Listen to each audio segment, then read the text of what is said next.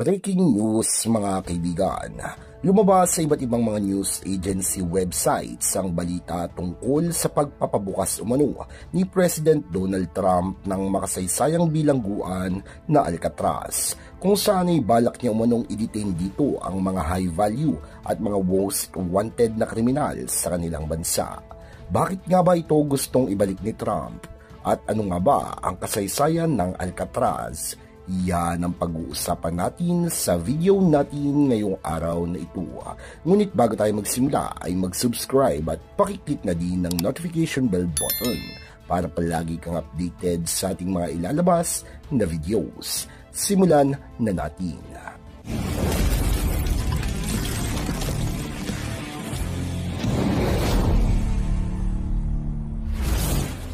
Binalita nga mga kaibigan sa ABS-CBN News ngayong araw lamang May 5, 2025 ang planong pagpapabukas ni US President Donald Trump sa Alcatraz. At ayon sa balita ay nagbigay na ng direktiba si Donald Trump sa kanyang mga opisyal na formal nang i-reconstruct at buksan ng Alcatraz na matatagpuan sa isang maliit na isla na nagsara. 6 na dekada na ang nakalilipas. Sinabi din ni Trump na nagawa nga daw ng Amerika noon na ilayo ang mga notorious na kriminal sa mga tao. Kung nagawa daw ito noon ay kayang-kaya din daw ito gawin sa kasalukuyan nating panahon. Sinabi niya na kapag formal na itong nabuksan ay nakahanda ng ilipat ang napakaraming mga notorious na kriminal sa Amerika papunta sa lugar na ito. At banta pa niya, hindi niya daw kukonsintihin ng mga kriminal na ito sa pagpatay, pagdanak ng dugo at paglalagi-lagi at pagkakalat-kalat sa mga kalye sa Amerika. Mga kaibigan, bago ito tuluyang magbukas ay atin namang alamin kung ano ang kasaysayan ng lugar na ito at ano ang mga nasaksihan dito ng mga turistang pumupunta. Mga kaibigan, ang Alcatraz ay isang maliit na isla sa San Francisco Bay, California, USA. Ito ay kilala sa pagiging isang dating bilangguan ng Estados Unidos at isa sa mahigpitang seguridad na bilangguan sa buong mundo. Ang Alcatraz ay mayaman sa kasaysayan simula sa pagtuklas nito ng mga Espanyol noong 1775. Ang isla ay pinangalanan bilang Las Islas de los Alcatrazes na nangangahulugang The Island of the Pelicans. Noong 1846, ang isla ay binili ng Estados Unidos para sa $5,000 mula kay Francis Temple. Noong 1850, ang Alcatraz ay dineklara bilang isang reserba ng militar ng Estados Unidos. Samantala mga kaibigan, noong 1853, nagsimula ang pagtatayo ng Fort Alcatraz, isang kuta na idinisenyo upang protektahan ng San Francisco Bay. Ang Fort Alcatraz ay naglalaman ng mga daluyan ng apoy at mga baril upang protektahan ng lungsod ng San Francisco mula sa mga pag-atake ng mga kaaway. Noong 1861, nagsimula ang paggamit ng Alcatraz bilang isang bilangguan ng militar. Ang bilangguan ay naglalaman ng mga bilangguan na nakagawa ng mga krimen tulad ng pagpatay, pagtakas at paglabag sa mga patakaran ng militar. Noong 1909, nagsimula ang pagtatayo ng isang bagong bilangguan na tinatawag na Main Cell House. Ang Main Cell House ay idinisenyo upang maglaman ng mga pinakamapanganib na bilanggo sa bansa. Noong 1934, ang Alcatraz ay naging isang federal na bilangguan na idinisenyo upang maglaman ng mga pinakamapanganib na bilanggo sa bansa.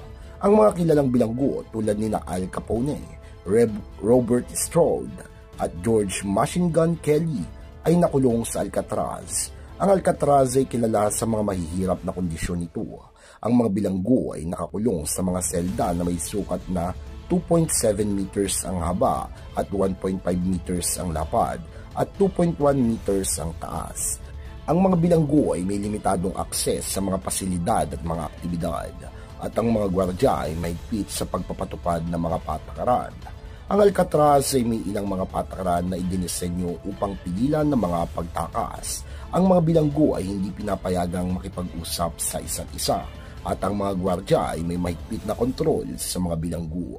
Ang mga bilanggo ay pinapayagang maglakad sa loob ng bilangguan sa loob ng 1 oras kada araw. At ang mga pagkain ay simple at limitado din. Ang mga bilanggo ay mayroon ding mga trabaho sa loob ng bilangguan, tulad ng paglilinis ng mga selda at pag-aayos ng mga gamit. Noong 1963, ang Alcatraz ay tumigil sa operasyon bilang isang bilangguan dahil sa mataas na gastos at mga problema sa estruktura. Ang bilangguan ay opisyal na isinara noong March 21, 1963. Ang mga bilanggo ay inilipat sa ibang mga bilangguan at ang isla ay naiwan na walang gamit. Noong 1969, isang grupo ng mga katutubong Amerikano ang sumakop sa isla upang ipakita ang kanilang mga hinaing tungkol sa pagtrato ng gobyerno sa mga katutubong Amerikano. Ang okupasyon ay tumagal ng 19 na buwan at nagdulot ng pansin sa mga isyu ng mga karapatang pantao at mga karapatan ng mga katutubong Amerikano. Ang Alcatraz ay kasalukuyang isang pambansang liwasan at isang popular na destinasyon ng mga turista. Mga kaibigan, ng mga bisita ay maaaring maglakad-lakad sa isla at bisitahin ang mga gusali ng bilangguan, kabilang ng main sail house at ang lighthouse. Ang mga bisita ay maaari ring bumili ng mga souvenir at makakuha ng mga impormasyon tungkol sa kasaysayan ng bilangguan. Ang Alcatraz ay may magandang tanawin mula sa San Francisco Bay, at ang mga bisita ay maaaring maglakad sa isla at tamasay ng sariwang hangin at mga tanawin tulad ng dagat at ng mga lungsod. Mga kaibigan, ng Alcatraz ay isa sa mga pinakakilalang bilangguan sa kasaysayan ng Estados Unidos, at ang mga kwento ng mga bilanggo at mga gwardya ay patuloy na nakakaakit ng mga bisita mula sa buong mundo. Ang Alcatraz ay isang lugar na nagpapaalala sa atin ng kahalagahan ng mga karapatang pantao at ng pagtrato sa mga bilanggo ng may dignidad at respeto. Sa kasalukuyan, ang Alcatraz ay pinangangasiwaan ng National Park Service na naglalayong panatilihin ang kasaysayan at mga tanawin ng isla. Ang Alcatraz ay isang lugar na nagpapaalala sa atin ng kahalagahan ng pagkakilala sa mga karapatang pantao. Sa pagbisita sa Alcatraz, ang mga bisita ay maaaring matuto tungkol sa kasaysayan at mga naging kondisyon mga bilanggo noong unang panahon. Pinapayagan din silang makita ang mga selda ng mga bilanggo at mga pasilidad sa loob ng Alcatraz. Kaya naman sinasabi na kung ikaw ay isang tao na interesado sa kasaysayan, ay marapat mong bisitahin ng Alcatraz kung sakaling mapapadpad ka sa Estados Unidos. Subalit datapwat, mga kaibigan, ngayong iniutos na ni President Donald Trump ang pagpapabukas nito, ay maaaring sa mga susunod na buwan at mga linggo ay ipatigil na ang pagpapapunta dito ng mga turista. Ano kaya ang kahihinatnan nito ng mga planong ito ni President Donald Trump? Mga kaibigan, meron din akong isang katanungan. Kung magkakaroon ng Alcatraz sa Pilipinas, sa tingin mo, saang isla ito maaaring ilagay?